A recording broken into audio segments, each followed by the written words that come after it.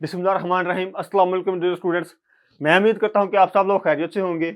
आज का हमारा जो टॉपिक है वो है खुलासा, यानी कि इंटरमीडिएट के सिलेबस में जो खुलासे का इंतहाई अहम तरीन टॉपिक है, ये हम आज उसके ऊपर बात करेंगे। उसके ऊपर हम लोग अच्छे तरीके से डिस्कशन करेंगे ताकि आपके बहुत से जो मिसकॉन्सेप्ट्स हैं उनको क्लियर किया जा सके।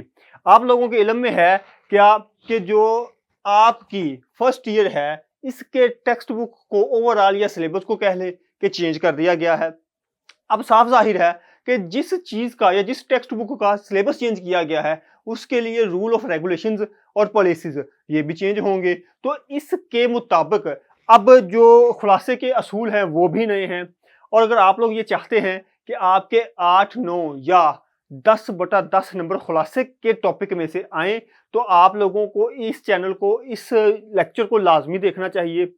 ये मैं आपसे वाज़ा तौर पर कहना चाहता हूं कि इंशाअल्लाह ताला इस लेक्चर के बाद आपको किसी भी प्लेटफॉर्म से, यानी कि किसी भी हेल्पिंग की बुक से, किसी टीचर से समझने की जरूरत नहीं पेश आएगी। मे भी अगर आपके अंदर कॉन्फिडेंस है तो इंशाअल्लाह ताला आप लोग जो हैं, आप एक एमफिल पीएचडी लेवल के उर्दू वाले जो प्रोफेसर हजरात होंगे, आप उनको स्टेट एक मुअद्दबाना तरीके से क्या कर सकते हैं, खुलासे के बारे में डिफाइन कर सकते हैं, ब्रीफ कर सकते हैं, एक्सप्लेन कर सकते हैं, बता सकते हैं।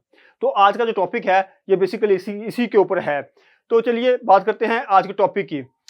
ये बात ध्यान में रखें कि आज का टॉपिक 2 पार्ट्स में डिवाइड है। हम लोग जब भी पेपर देते हैं उर्दू का तो उसमें मोस्टली एक टॉपिक खुलासा आता है और ये बताया जाता है कि खुलासा तहरीर करें, फलां सबक का खुलासा तहरीर करें, फलां सबक का खुलासा लिखें। लेकिन ये किसी ने भी नहीं बताया कि खुलासा जो लफ्ज है इसकी ओरिजिनेशन क्या है, मतलब कि इसकी जो असल बुनियाद है कहाँ है, इसको कहाँ पहली दफा इस्तेमाल किया गया, उर्दू में ये कैसे आया, इसके मीनिंग क्या है, इसकी डेफिनेशन क्या है, मुख्तलिफ मुफक्किरीन उर्दू, ठीक है, वो इसको क्या किस तरीके से या किस नजरिए से देखते हैं और किस नजरिए से बयान करते हैं, उसके बारे में बात करेंगे। यानी कि आपका जो टॉपिक है वो 2 पार्ट्स पर डिवाइड है। पहले पार्ट में हम खुलासा लफ्ज की, उसकी जो हम हिस्ट्री पढ़ेंगे, शॉर्ट, बहुत शॉर्ट। लेकिन ये आपका जो पहला पार्ट होगा ये जस्ट आपको खुलासे लफ्ज के बारे में इंफॉर्मेशन देने के लिए है। इसका आपकी टेक्स्ट बुक या आपके पेपर के टॉपिक से कोई लेना देना नहीं है। आपने बेसिकली जो पार्ट 2 होगा, यानी कि जो आपका पॉइंट्स, यानी कि असूल, रूल ऑफ रेगुलेशन या असूल और ज़वाबित जो होंगे खुलासा नवीसी के आपके रिलेटेड, वो है। तो पहले पार्ट को पढ़ते हैं कि लफ्ज खुलासा की इब्तिदा और तारीखी माखज़। लफ्ज खुलासा अरबी जुबान के सालसी मुजर्रद। अब ये जो लफ्ज है सालसी मुजर्रद, ये सिर्फ एक सेंटेंस में, सालस कहते हैं किसी तीसरे इंसान का इन्वॉल्व होना, यानी कि किसी 3 अल्फाज का क्या होना, अलग-अलग एक एक वर्ड का मिलके कोई एक नया वर्ड बना देना। सालस कहते हैं किसी की सुलह कराना या किसी को आपस में जोड़ना। उसके मुजर्रद यानी कि अरबी जड़ खे, लाम और स्वाद से है, जिसको अरबी में खुलस कहते हैं। यह लफ्ज खलूस नहीं है, ये लफ्ज खुलूस नहीं है, ये लफ्ज खुलस, ठीक है, से मखूज है। अरबी में खुलासा तो बतौर इसमें मुसर्रद मुस्तअमिल है, जिसके मानी 7, ये 7 नहीं है, ये 7 है। निचोड़, असल जौहर, ठोस निकालना, अलग होना, पाक होना के हैं। ये तो हमने 2 चीजों को पढ़ा कि इसकी इब्तिदा इसकी हुई अरबी से, अरबी में इसके मानी आए। उसके बाद जो बेसिकली इसका तारीखी माखज़ क्या है, ठीक है, उसको पढ़ ला, इसके मानी क्या है वो पढ़ लिए। अब पॉइंट नंबर 2 पढ़ते हैं कि खुलासा जो है लफ्ज, इसकी लग़वी या लसानी हिस्ट्री, लिंग्विस्टिक हिस्ट्री इसकी क्या है, वो पढ़ते हैं। लफ्ज खुलासा या खुलासा, खुलासे को तो ऐसे भी लिखा जा सकता है, जो डिक्शनरीज हैं, लुगात हैं, उनमें खुलासा ये भी इस्तेमाल लफ्ज होता है। लेकिन मेजोरिटी या जो ज्यादा उर्दू दान है वो इस खुलासे को यूज करते हैं। अरबी से फारसी में आया, यहां से समझें कि जो लफ्ज खुलासा है वो कहां से आया, अरबी से फारसी में आया। उसके बाद फारसी के तवस्त से उर्दू में, यानी कि सबसे पहले अरबी, सेकंड नंबर पर फारसी, तीसरी नंबर फारसी से उर्दू, यानी कि इससे कन्वर्ट होता हुआ उर्दू में आया। उर्दू में इसका इस्तेमाल 14वीं सदी के लगभग शुरू हुआ, खास तौर पर दक्कनी अदब में। اور اسے کلاسک فارسی اور اردو مصنفین نے بڑے پیمانے پر استعمال کیا۔ مغلیہ دور کی انتظامی زبان میں شعر و شاعری، سرکاری دستاویزات اور عدالتی کارروائیوں میں خلاصہ ایک طویل رپورٹ یا بطور عرضی کے حوالہ جات ملتے ہیں۔ اب ہم پڑھتے ہیں کہ اس کی ڈیفینیشن، خلاصہ کی صرف 2 اتھینٹک ڈیفینیشن کوڈ کی گئی ہیں، جو کہ ان کی بکس یعنی کہ سید، ان کا جو نام ہے وہ مولوی سید احمد دہلوی، انہوں نے ایک بک لکھی ہے فرنگ آصفیہ، جلد نمبر یا والیوم نمبر 1 کیا ہے؟ فرنگ آصفیہ ان کی بک کا نام ہے۔ اس بک میں خلاصہ کی ڈیفینیشن یہ کی گئی ہے کہ خلاصہ اس تحریر کو کہتے ہیں جس میں اصل متن کا لب لباب اختصار کے ساتھ پیش کیا جائے۔ ٹھیک ہے، لب لباب کہتے ہیں کسی چیز کا نچوڑ کر اخذ کر لینا، جو چیز ہمیں نچوڑنے کے بعد حاصل ہو، اور اختصار کہتے ہیں ٹھوس انداز میں، ٹھوس نچوڑی ہوئی چیز کو مختصر جامع ٹھوس انداز میں بیان کرنا۔ ٹھیک ہے، اب جو دوسرے ان کے رائٹر ہیں خلاصہ ڈیفینیشن لکھنے کے، ان کا نام ہے ڈاکٹر جمیل جالبی۔ یہ لفظ کیا ہے؟ ڈاکٹر جمیل جالبی۔ ان کی ایک بک ہے تاریخ ادب اردو، والیوم نمبر 1 یا جلد نمبر 1۔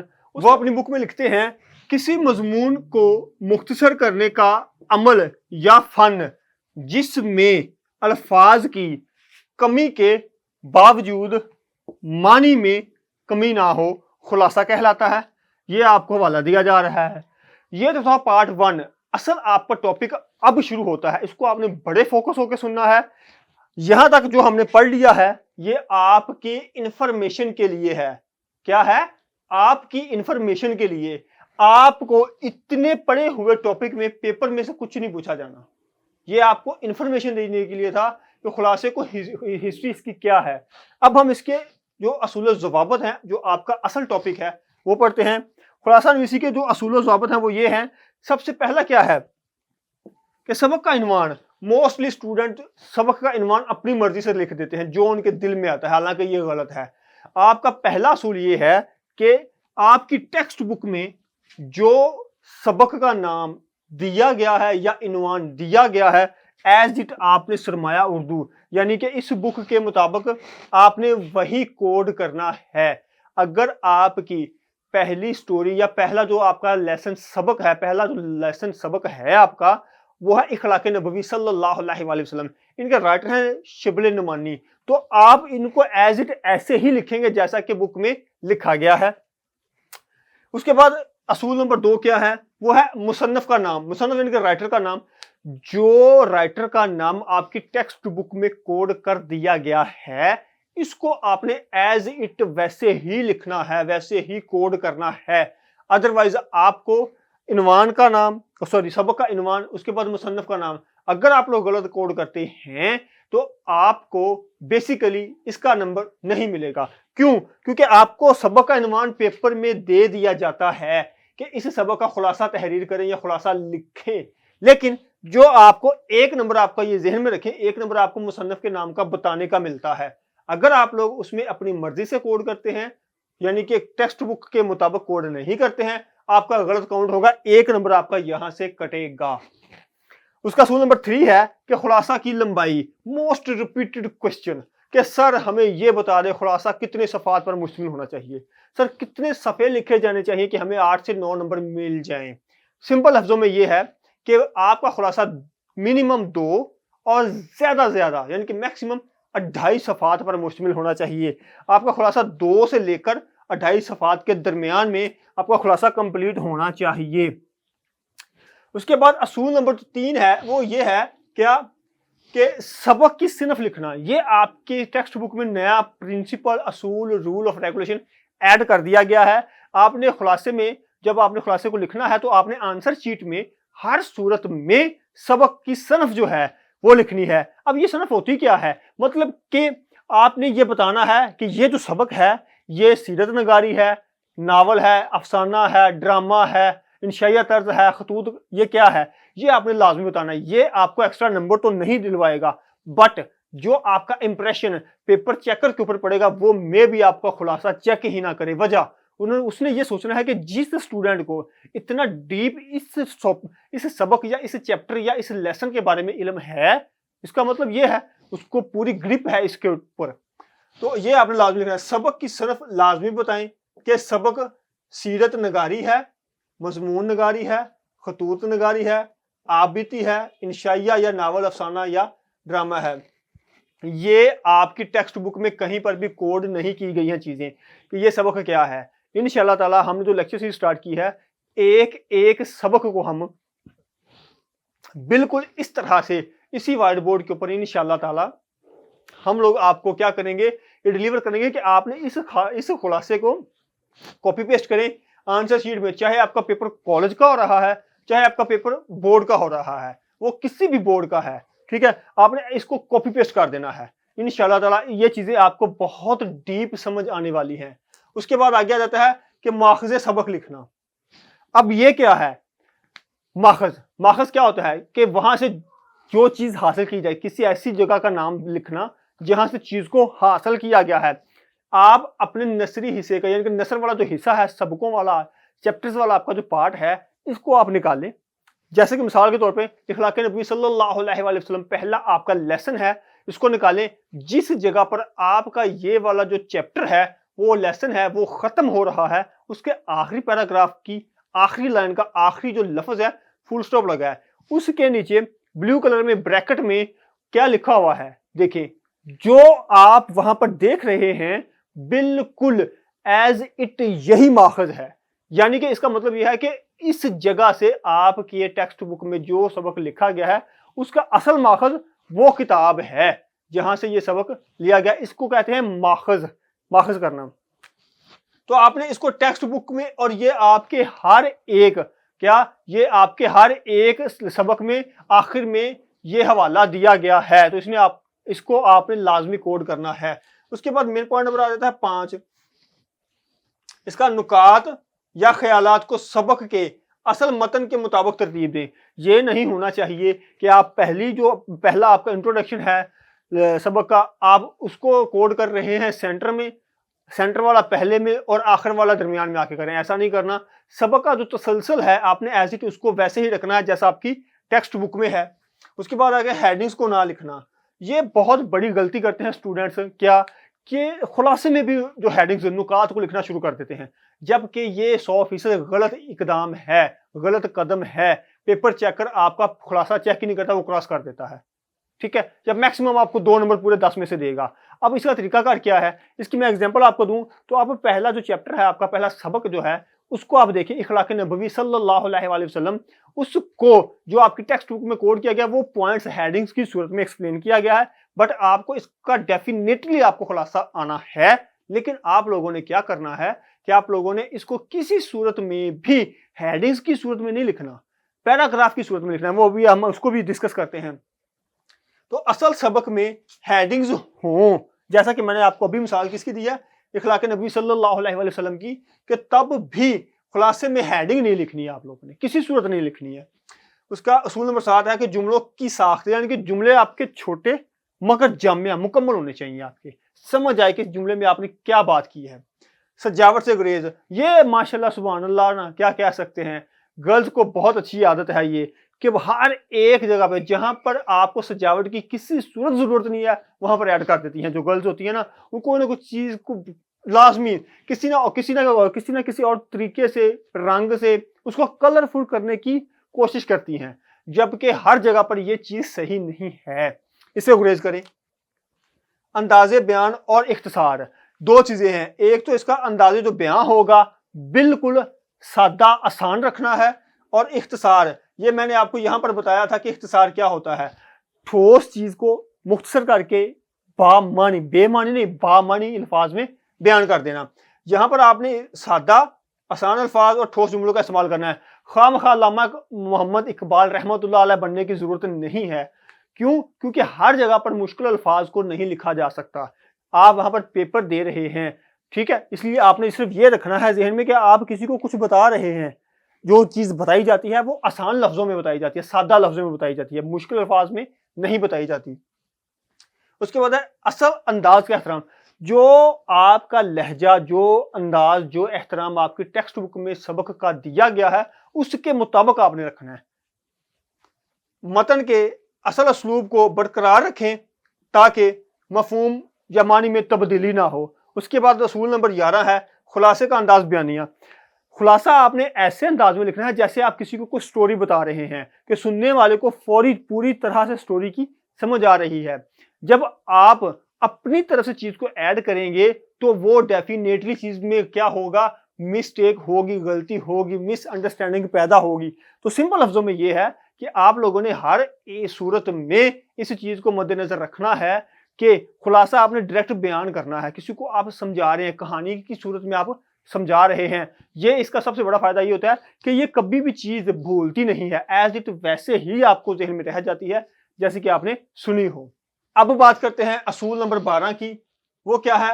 خلاصہ سبق کے اصل متن کا 1/3 ہوتا ہے۔ سادہ لفظوں میں صرف یہ ہے کہ آپ کی ٹیکسٹ بک میں جو جو سبق دیا گیا ہے وہ آپ کا کیا ہے کہ ٹوٹل اوریجنل ایک سبق ہے، آپ نے اس میں سے خلاصہ نکالنا ہے۔ یعنی کہ اس پورے سبق میں کیا کرنا ہے، آپ نے وہ الفاظ، وہ جملے، وہ پیراگرافز کو لینے ہیں کہ جو بامعنی ہیں، جو کہ ایکسٹرا نہیں ہے، جن کی بہت وزنی بات ہے۔ تو اب اس کا طریقہ کار کیا ہے؟ اس کا طریقہ کار یہ ہے کہ میں نے ایک مثال سے آپ کو سمجھانے کی کوشش کی ہے کیا کہ آپ کی ٹیکسٹ بک کا جو پہلا سبق ہے وہ ہے اخلاق نبوی صلی اللہ علیہ وآلہ وسلم۔ اس کے ٹوٹل جو الفاظ ہیں پورے سبق کے، وہ ٹوٹل کتنے ہیں؟ وہ 2450، 2450۔ تو یہاں پر ایکسپلین کیا ہو رہا ہے کہ 1/3 لکھنا ہے، 3/3 کو چھوڑ دینا ہے۔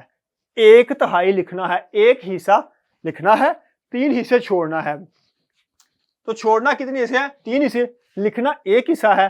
تو اب آپ کیا کریں گے؟ 2450 کو 3 پر تقسیم کریں تو جو اس کا آنسر آئے گا وہ 816 پوائنٹ کچھ آئے گا، لیکن وہ آپ 817 لکھیں گے۔ یہ کلیئر ہوا؟ ٹھیک ہے۔ اب اس کا مطلب یہ ہوا کہ ہم نے جو خلاصے میں الفاظ لکھنے ہیں وہ 817 ہیں۔ ٹھیک ہے۔ اس کے بعد اصول نمبر 13 ہے اور وہ ہے مارکر کا استعمال، یعنی کہ مارکر کہاں استعمال کرنی چاہیے خلاصے میں، کہاں نہیں کرنی چاہیے، وہ دیکھتے ہیں۔ ہر ایک جگہ پر مارکر کو استعمال نہیں کیا جا سکتا۔ ہر ایک لفظ کو ہم لوگ یا آپ لوگ یا کوئی تھرڈ پرسن جو ہے وہ پورے پیپر میں ہر جگہ پہ مارکر کا استعمال کرے گا تو جو پیپر کی خوبصورتی ہے وہ ختم ہوتی ہے اور پیپر چیکر کے اوپر برا تاثر پڑتا ہے۔ تو اس کا طریقہ کار کیا ہے کہ اگر آپ کے دیے ہوئے سبق میں جو آپ خلاصہ لکھ رہے ہیں، اگر اس میں کسی جگہ پر کوئی مور امپورٹنٹ ڈیٹ آ جاتی ہے یا تاریخوں کا استعمال ہوا ہے، وہ تاریخ آپ نے مارکر سے لکھنی ہے۔ اس کے بعد کسی شخصیت یا شخصیات کا ذکر ہوا ہے، ان کا نام آپ نے مارکر سے لکھنا ہے۔ کسی مشہور جگہ یا مشہور واقعہ کا ذکر ہوا ہے تو آپ نے وہ لکھنا ہے۔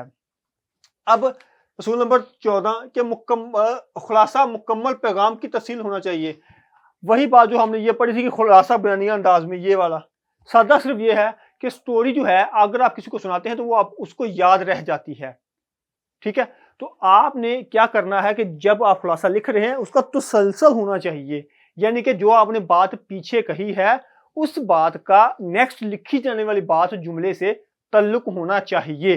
یہ نہیں ہونا چاہیے کہ آپ انٹروڈکشن یعنی کہ جو آپ پہلا پیراگراف لکھ رہے ہیں وہ ٹھیک ہے، جو سینٹر میں لکھ رہے ہیں وہ آخر والا لکھ رہے ہیں اور آخر میں آپ اٹھا کے درمیان والا لکھ رہے ہیں۔ یہ ایسے بات کی سمجھ نہیں آئے گی، پڑھنے والے قاری کو اس چیز کی بالکل بھی سمجھ نہیں آئے گی۔ اس کے بعد آگے آ جاتا ہے کہ اصل متن سے ہم آہنگی۔ یہی بات ہے کہ موسٹلی جو اسٹوڈنٹس ہیں یا جو یہ کہہ لیں کہ موسٹلی جو پیپر چیکر ہیں وہ اس چیز کو بڑی ترجیح دیتے ہیں کیا کہ جو اصل متن ٹیکسٹ بک میں دیا گیا ہے اس کے مطابق ہو سکے تو کوشش کریں کچھ الفاظ جو متن میں دیے گئے ہیں سیم ایز اٹ ان کو ویسے ہی کوڈ کریں پیپر میں، خلاصے میں۔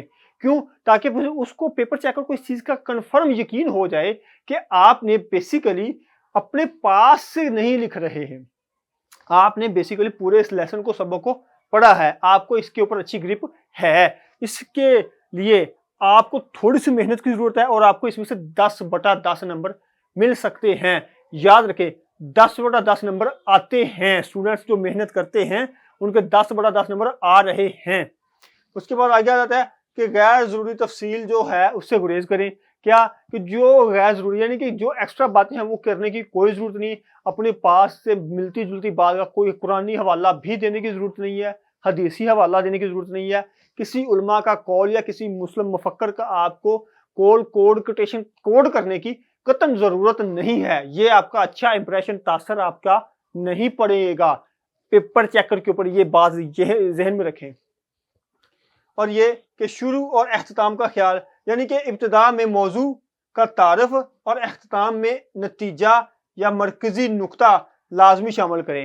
اگر ہو سکے تو پیپر خلاصے کے سٹارٹ میں کیا کریں کہ جو آپ کی ٹیکسٹ بک میں کوئی فرسٹ 2 سینٹینس ہیں ان کو کوڈ کرنے کی کوشش کریں، تاکہ پیپر چیکر جو ہے اس کو پتہ چلے کہ اس نے اچھے طریقے سے تیاری کی ہے۔ اگر آپ کو مرکزی نقطے چند الفاظ کا استعمال جو ٹیکسٹ بک میں کوڈ کر دیے گئے ہیں ان کا کرتے ہیں تو یہ آپ کے لیے بڑا مفید کار ثابت ہوتے ہیں۔ اصول نمبر 18 جو ہے وہ ہے سبق کا خلاصہ پیراگراف میں لکھنا۔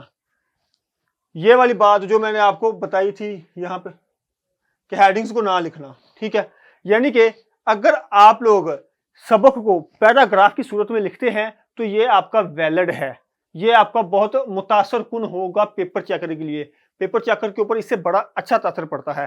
لیکن پھر یہ ایک چھوٹا سا سوال پیدا ہوتا ہے کہ پیراگراف لکھ دیتے ہیں لیکن ایک پیراگراف کی لینتھ کتنی ہونی چاہیے؟ کم از کم یہ تو نالج ہو، یہ تو نہیں کہ 3 لائنوں کا پیراگراف نہیں ہوتا، 4 5 لائنوں کا پیراگراف نہیں ہوتا ہے، منیمم کم از کم 6 لائنیں اور زیادہ سے زیادہ 10 لائنوں کا پیراگراف آپ نے لکھنا ہے، اس سے کم یا زیادہ ہرگز آپ لوگوں نے نہیں لکھنا ہے، ٹھیک ہے۔ اس کے بعد جیسا کہ میں نے ابھی آپ کو بتایا کہ نیا مواد شامل نہ کریں، اپنے پاس سے کوئی قرآنی حوالہ نہ دیں، کوئی حدیث کوڈ نہ کریں، کسی علماء کو کوڈ نہ کریں، لیکن اگر آپ کی ٹیکسٹ بک آپ کے سبق میں چیزیں کوڈ کی گئی ہیں، حوالے کوڈ کیے گئے ہیں، آپ نے ہر صورت میں وہ حوالے ایز اٹ لازمی کوڈ کریں، وہ بڑا اچھا تاثر پاتے ہیں، اچھا تاثر ڈالتے ہیں۔ اچھا، اس کے بعد یہ ہے کہ اس کو جتنے بھی حوالہ جات آپ لکھیں جو آپ کی ٹیکسٹ بک میں کوڈ ہیں، آپ کے سبق میں کوڈ ہیں، ان کو مارکر کے ساتھ آپ لوگوں نے ہائی لائٹ کرنا ہے، یہ بڑا اچھا تاثر ہے۔ اس کے بعد آگے جاتا ہے کیا کہ اپنی طرف سے کوئی حوالہ جات تاثر، رائے یا تنقید کو شامل نہ کریں۔ اس کے بعد پوائنٹ نمبر 20 ہے تسلسل قائم رکھنا، نکات کو منطقی ترتیب میں لکھیں تاکہ خلاصہ مضبوط، مربوط اور واضح رہے۔ یہ منطقی ترتیب، لاجیکلی، عقلی ترتیب، عقل کے ساتھ جو چیزیں لکھ دی گئی ہیں خلاصے میں یعنی کہ سبق میں لکھ دی گئی ہیں، کوشش کریں اپنی عقل کا استعمال کریں اور ان کو منطق یعنی کہ نالج، علم اور عقل کے ساتھ ان کو ایز اٹ ویسے لکھنے کی کوشش کریں۔